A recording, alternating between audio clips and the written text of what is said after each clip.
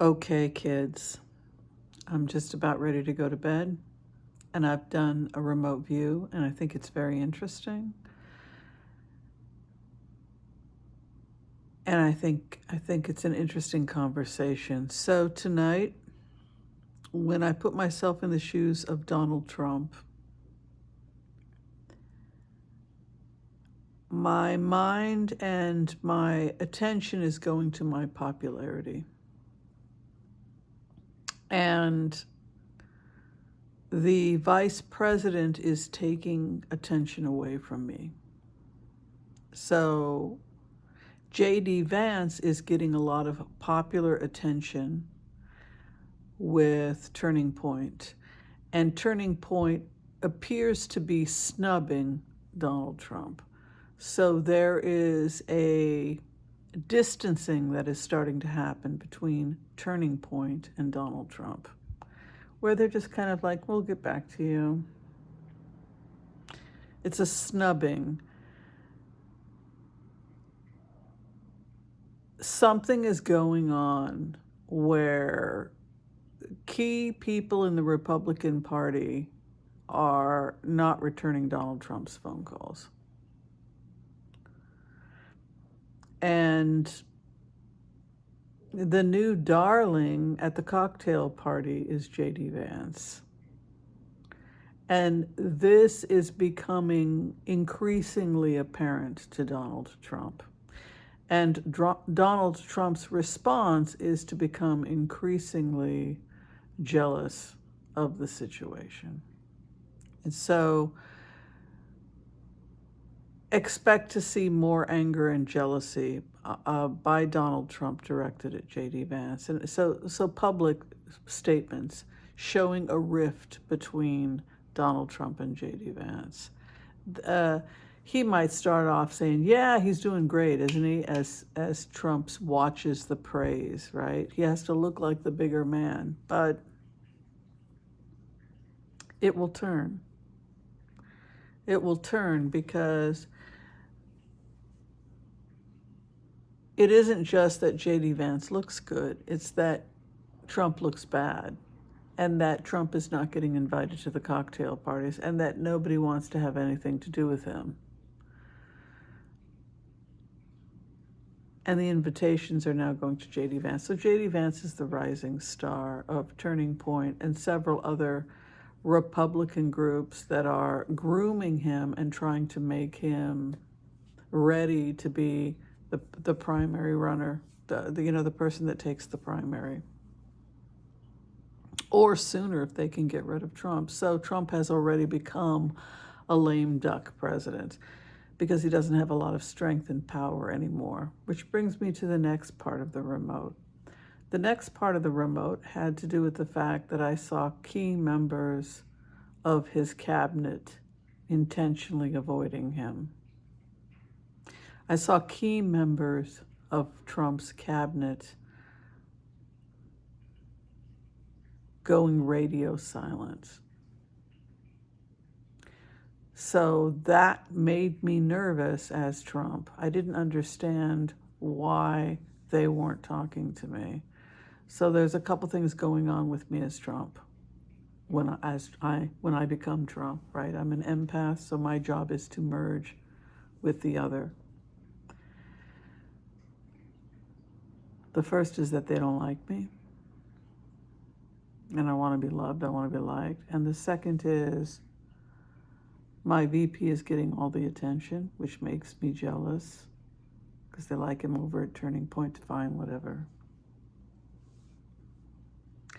Who needs them, right? Sour grapes. But this thing is starting to happen between me now and JD. I'm starting to feel this animosity. And I'm starting to feel like I'm being left out of the party and I'm not getting invited. He's getting invited. He's the star of the show. There's that going on. And then the other thing I'm starting to notice as Donald Trump is that my cabinet is keeping secrets. It's like they're having meetings. They're talking. What are they talking about? I need a spy in the room, right, to tell me what they're talking about, because they're talking about something. I don't know what they're talking about, but they're talking about something, right? So I have this growing paranoia where I'm getting radio silent on my cabinet. The other thing that's starting to happen is that I never would have questioned Mike Johnson's devotion to me, and now I'm getting radio silence from Mike Johnson. And that's the other thing that's starting to bother me as Donald Trump, is that I see Mike Johnson walking away, trying. Things changed if he goes to D.C. Even when he's in D.C., though, I can't imagine this guy wants to stay in D.C. in the winter. It's brutal. It's a brutal winter. But,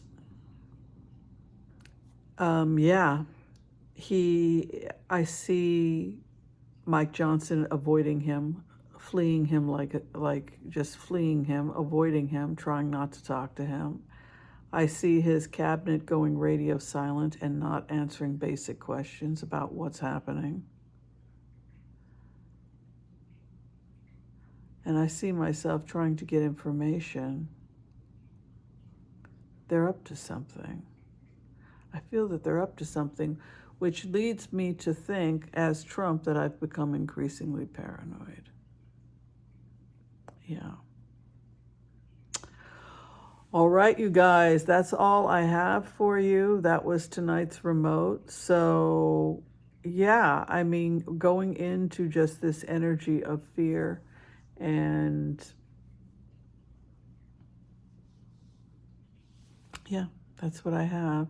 Fear, tension, fighting with Congress, Mike Johnson not answering basic questions, Mike Johnson not talking to Trump, refusing to answer, avoiding him in the hall. This kind of feeling that I have become a pariah in the Republican Party, and the powers that be have frozen me out of the party, so to speak. The speed with which this is happening, the speed with which this turnaround is happening within the party, leads me to think that it's being traced back to the money. If there are super PACs, if there are major donors and the media outlets like Rupert Murdoch, who had previously supported Trump, are now actively dumping things to expose Trump, then this looks like it is an intentional effort from the powers that be that own and run the Republican Party, dump this guy. And so it feels like it happens very, very quickly, and that now people will get the heads up that this guy is like citizen, the citizen with no rights, basically.